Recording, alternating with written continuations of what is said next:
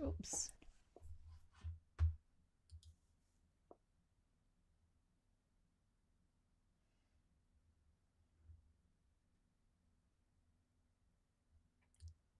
And there it is. Okay. Hi, everybody. So I'm running late tonight. Had some work done today on my leg and whatnot, and it's got me just a wee bit weary. But I wanted, first off, I want to test some things. I want to check on this. Does that sound any better? Oh, maybe so. Hi, Gloria. Cool. Hi, you're here. I caught Angie's pour earlier that she was doing her premiere, and halfway through it, I was working. I tried to move. I hit my remote and did something, and it knocked out all the sound on YouTube for me. Couldn't do anything about it, and ended up having to reset the whole app and re-sign in. I don't know, one of those days. At that point, I was like, okay, how are we doing here with tech? Shall we just try some? It's so, tonight, for keeping it real, we're going to keep it real easy. I've been using my iPad to show some things, and then I tried to do some black and white the other night, and it wouldn't let me edit, and I couldn't figure it out why. So that sent me on a rabbit hole of that, and so I did it through the camera roll, which gave me a good thing because it gave me some ideas that about having you guys, send pictures to me. And then I could edit them right here and even just do them on the regular camera app. So without fancy things, simple things, and what we could do with your own things and send it back to you and show you guys how to use that. So that was one thing. But then I was thinking, I really kind of want to edit this way because I'm getting around much better. I'm much more mobile, but it's still limited time. Where sometimes when I'll edit, I'll sit at my editing desk here for hours at a time and then get up and go, oh, ow, okay, I can't do that with this knee right now. I have to exercise it and do all these other kind of things. So I kind of considered what to do. So I was skimming through, and I actually went back and found a point where it showed me that I couldn't edit previews on it, and I had set it up to just download smart previews. But then I thought I had read someplace that I could edit smart previews. So obviously, in my finely tuned, not addled mind, I'm missing a step. So until I get that straightened out, I decided to do something else. And this morning when we got up and walked out into the living room, looked out across Puget Sound, across Hearthstone Island, and you can look across to where you can see in the distance the Olympic Mountains. And they're the mountain range that is just between us and the coast. And then the one behind me is, or east of me, is the Cascade Range that Mount Rainier is on. But the Olympic Range is not that far of a drive, and I can see some of the more southern mountains in it. And this morning they had snow on them in some of the hills that had not had snow before. So I was like, yay, there's snow in the Olympics, which is always a lot of fun. And it made me go back and look at some of the images that I have from the Olympic Rainforest. It's a very special place, the Olympic National Park.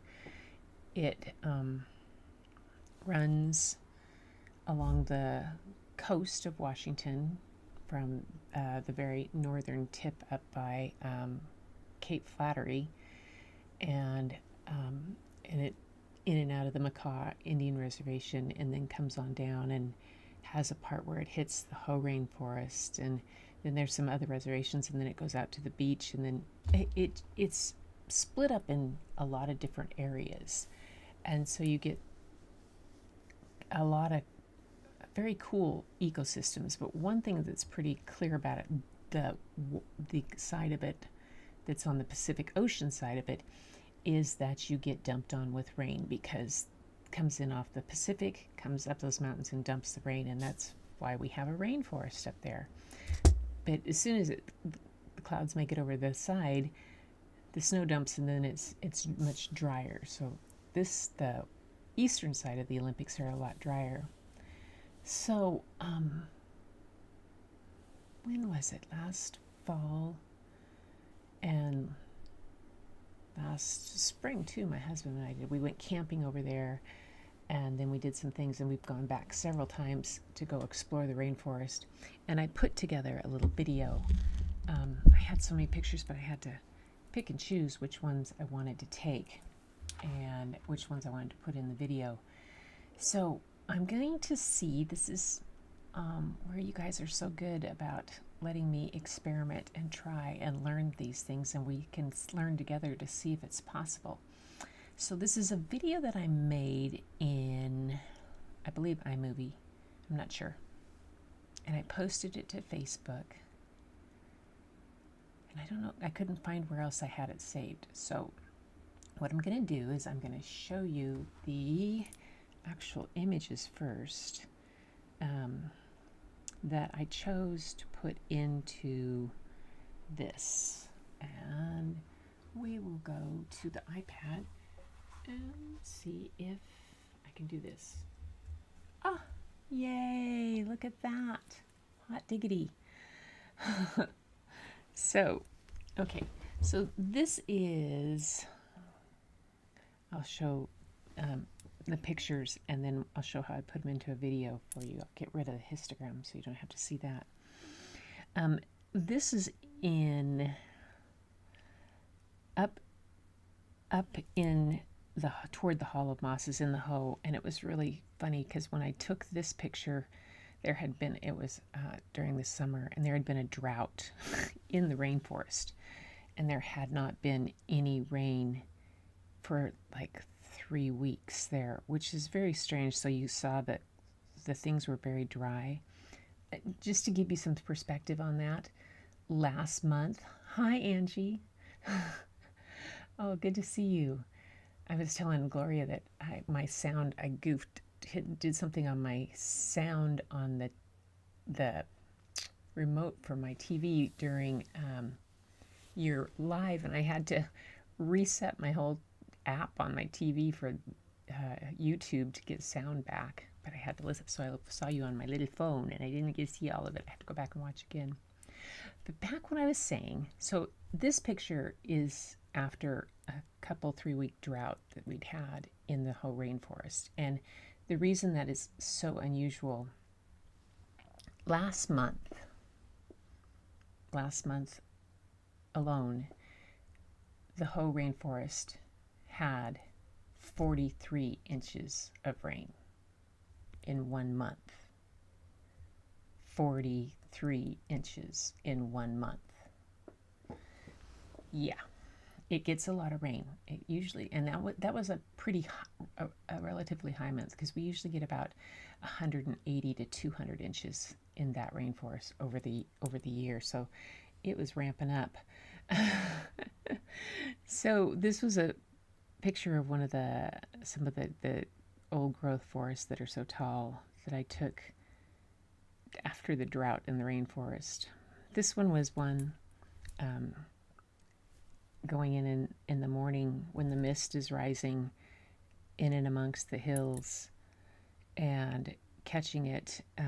This is facing south, so I was there early enough. The sun, I think we were there in October for this one, so the sun was still rising fairly south, so it was getting some of that and I'm able to backlight the mist. Yeah, a lot of rain.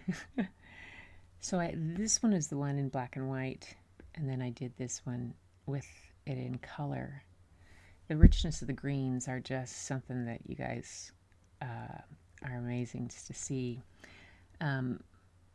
This was again in October. This was just a small little stream on the side of the upper Quinault, and it was coming down toward the river.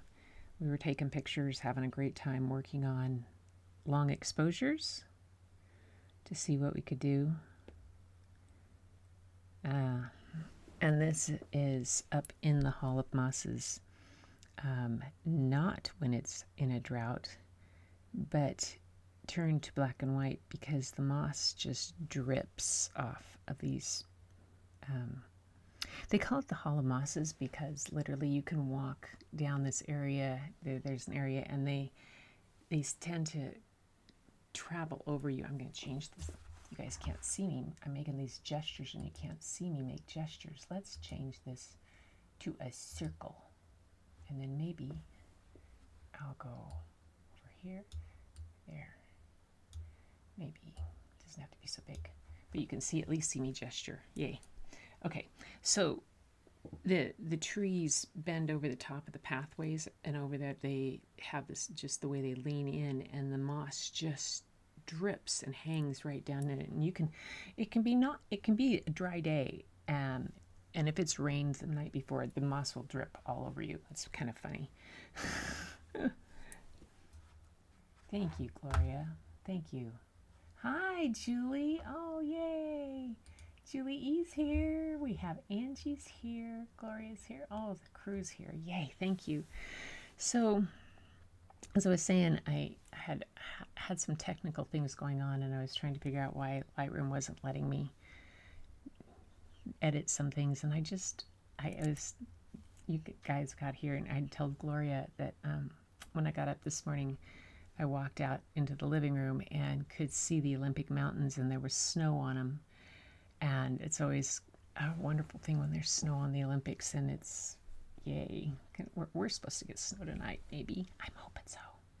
Again, the fall colors on the broadleaf maples. This was a cool one. This was where we were challenged to slow the water and yet still catch some of the color and reflections on that. It's not an easy thing to do, but it's a learning experience, and it's kind of fun to do. And this was one I'm pretty pleased with. This was so you get the gold because there's those broadleaf maples on the other side of the river, and they're reflecting on this, and it's coming in, and the light's coming through, and it just makes this amazing kind of reflection because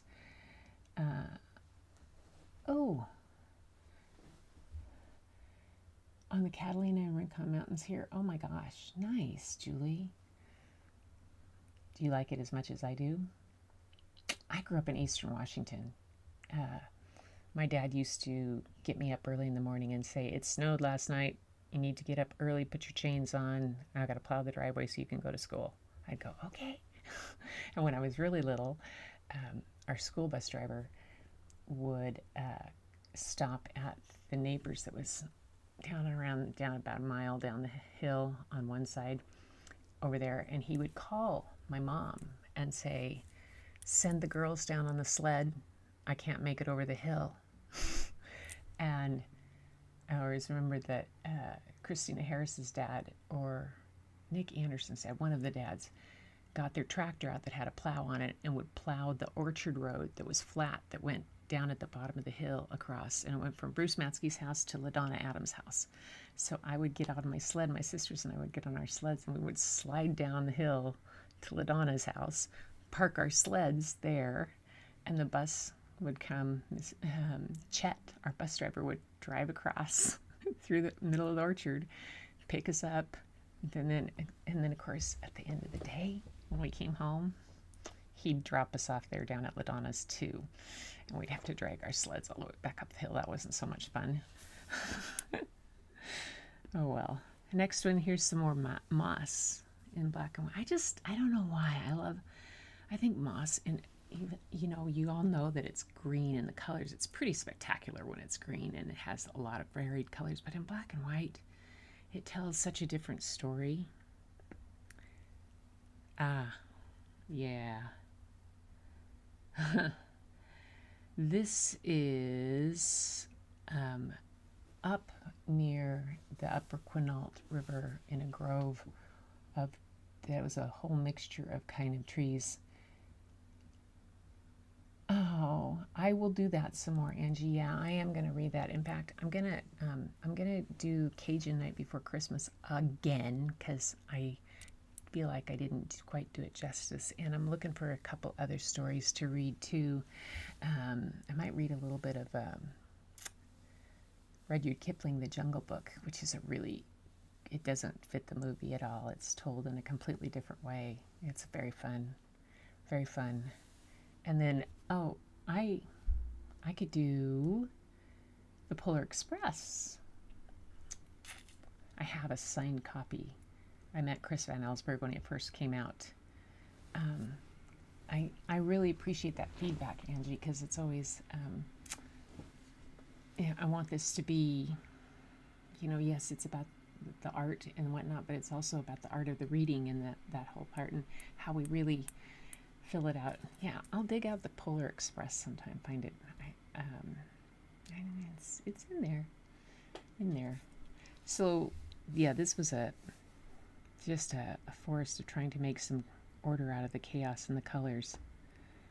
And again, the moss. Oh, yay.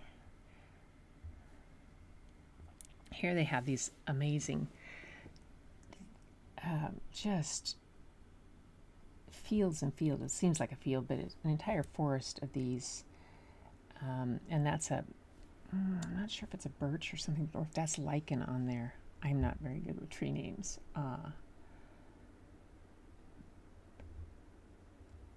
And yes, yeah, it's different than Spanish moss up here. They oftentimes call it deer moss. And then we have these other kind of umbrella lichen and all kinds of wonderful things. On the other side of this grove of trees is oops, back up, come on, is the Quinault River,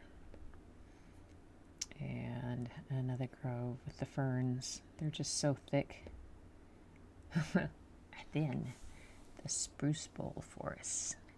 So there's one area that's, I think I've mentioned it before, it's off of Beach 1 in the southern part of the Olympic National Park, and this is just a little tiny slender strip of trees between the ocean and the highway, and the trees have all these cool growths on them, and they are just so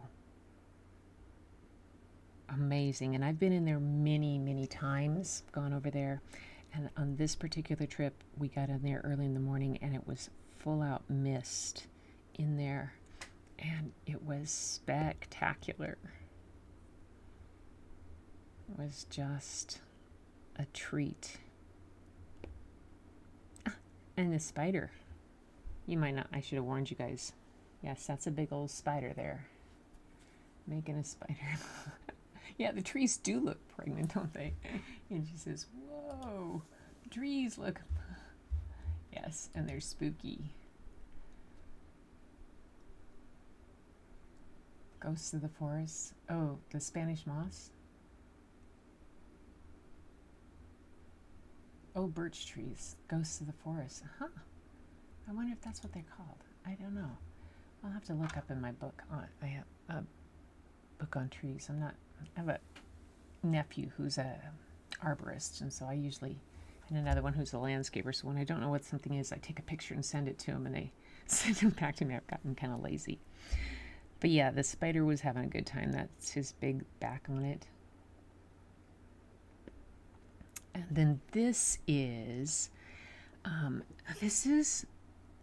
right when you come into you drive part of the you're going into the Hoe itself to walk up to the Hall of Mosses. You pass the ranger station and you go through this little area and you cross a bridge, and there's this stream, and this is fed by a spring, and has just this beautiful grass growing in it, and the color is so incredible. It's a very, very magical place. And you see underneath the water these really cool, very cool bits of green, and the big mushrooms. And again, some more. So I did these. I went through a bunch of them. I had thousands of pictures and picked and chose some that I thought would bring it all. But as you know, like seeing them like this, this is at Ruby Beach, by the way. This is Ruby Beach. It's a pretty cool place. And yeah, the rocks are that varied color. And there's sea stacks all over the place. And old pieces of driftwood. But sometimes it's fun to take these pieces and put them together to tell a story. You see a polar bear on this guy? Did you see a polar bear?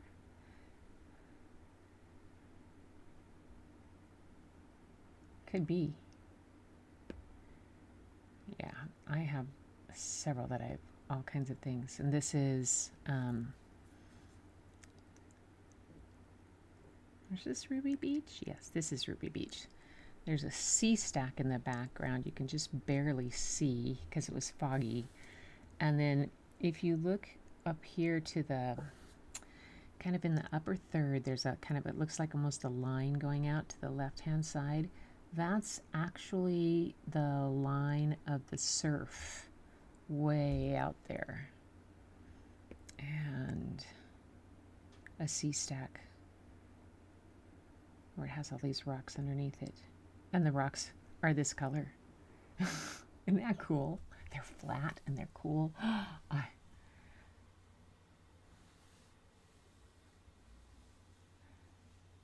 So these rocks are pretty cool. These would be cool colors for a pour, guys, I think.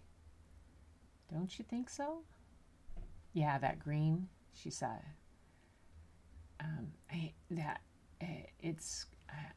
I often hear people say that they don't like to follow a painter that does, I think her name's Susan Heston. Is it Susan? I can't remember.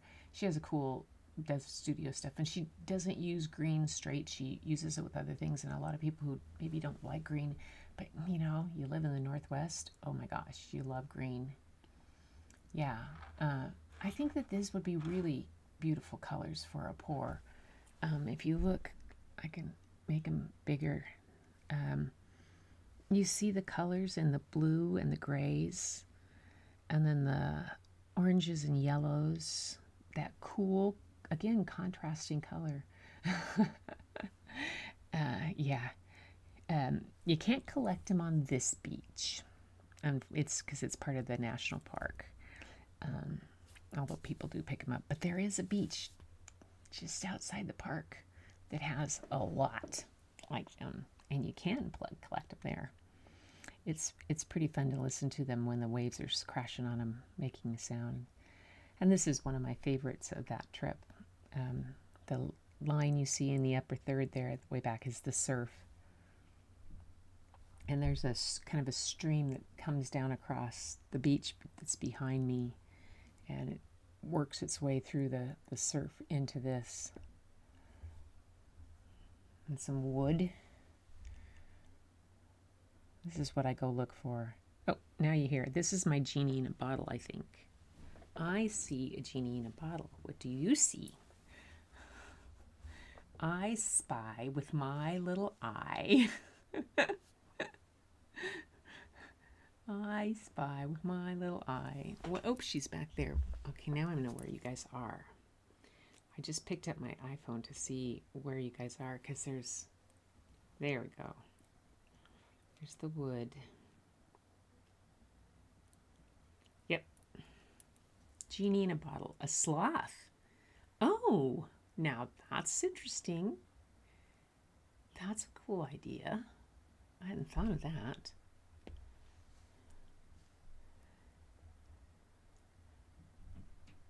This one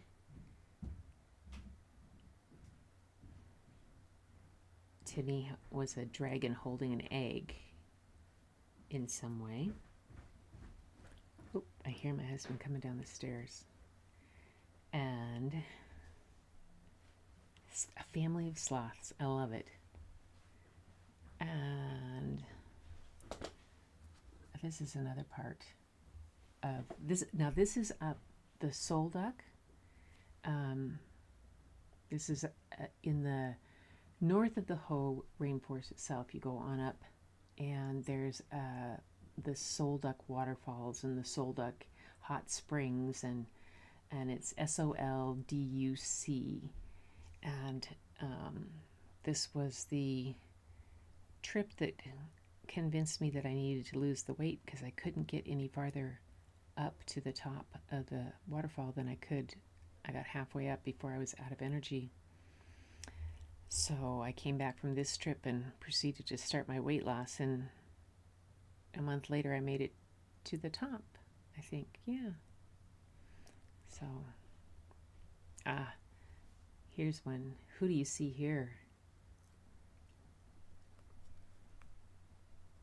We'll just see.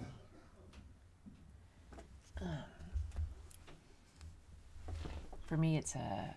Oh, hi, Janice. Glad you're here. I'm just going over some of the photos that then I'm going to show you a quick little video that I did of these called Exploring the Rainforest in My Backyard. And this one particular one is it's kind of my the watering hole, I call it, because it looks to me like a dragon is dipping his head. Oh, Angie, I went through a program called Ideal Protein.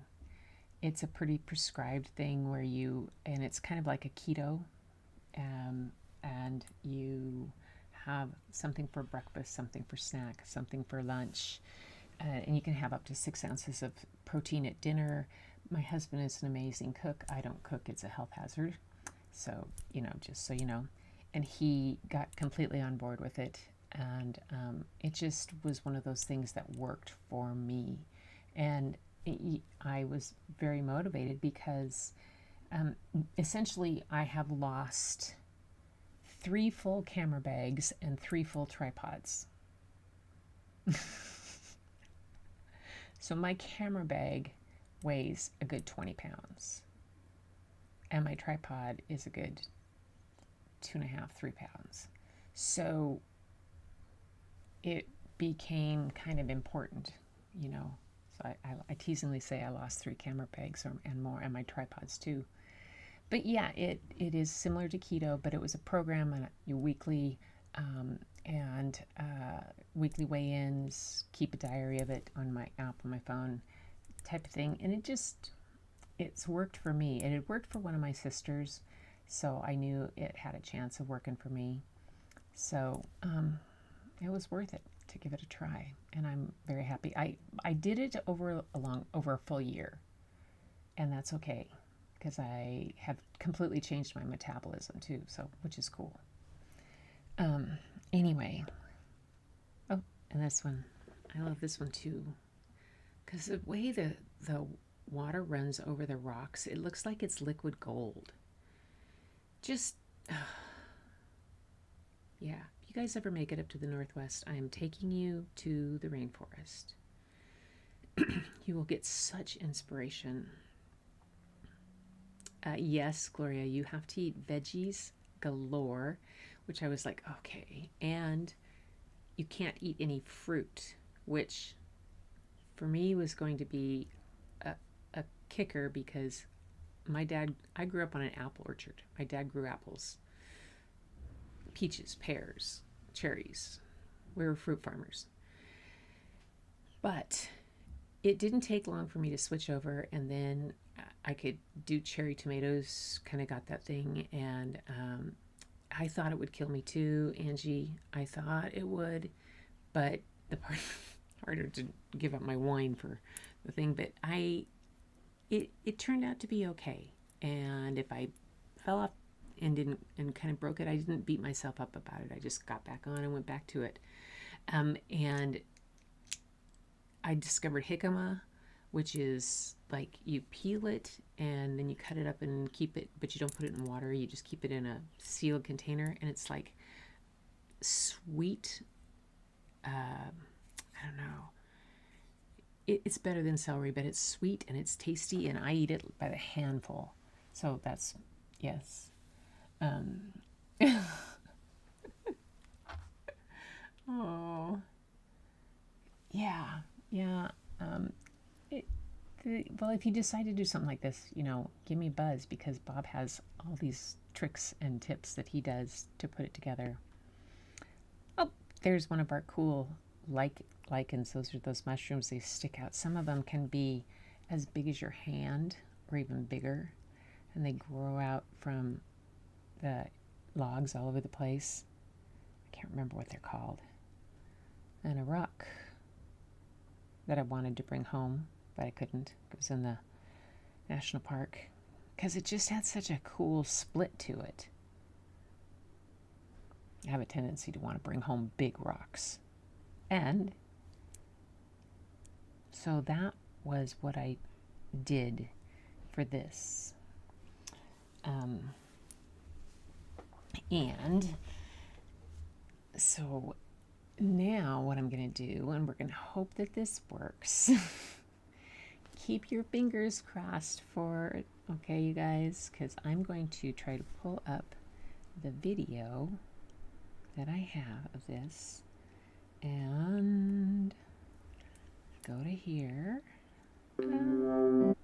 Pause. Go back. I think I have it. All right. I think I'm ready. Okay, here we go. So this is the video I put together. I think I put it together in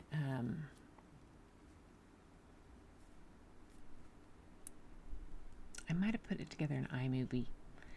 I don't think I put it together in Animoto. I could have, but that would mean I remembered. Let's just see what it does.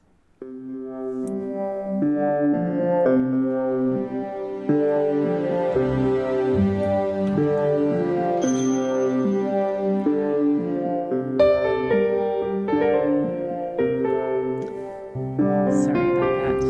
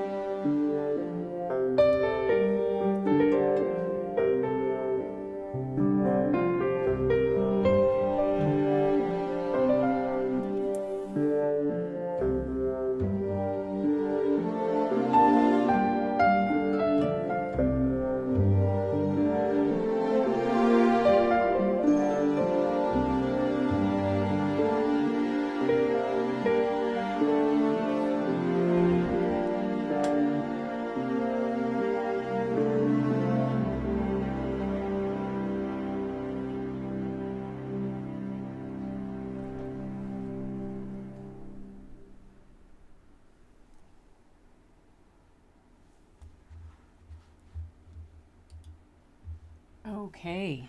Whoa. That's cool.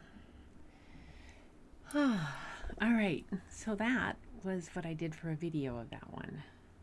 And I kind of like doing that with just a few of them I'm putting together with to just know words with it. Although then people say, well, where did you take that one? What did you do with this? And so, thanks for sitting here with me tonight while I took you through where the images came from, and then and then you got to see the video. That tree mushroom reminds you of a frog. Yeah, they are. I tell you, when you see one of those, some of those, and sometimes you'll see them like completely lined up all along in there. It's amazing. On the rock that was orange and blue, yeah, that rock. Oh, yeah, it's great. It's great. It's a place that Mother Nature took all the shades of gray and all the shades of green and made them as spectacular as she possibly could. And everything else came to play, and they all play nicely together. It's pretty fun. It's pretty fun. And then the snow's in the mountains now, and yay, I'm excited. But like I said earlier, as we started with Gloria, I was late getting started because I was just had a hard time even getting to the computer today. I had a massage, which would be wonderful, except I had to work on the area around my leg and stuff. So moving things along, because I got physical therapy to start tomorrow. Ugh, dreading that. And so I'm a little bit worn out, but that's all right. I wanted to come and share, and I thank you guys for being with me tonight and every night. And it just means the world to me. It really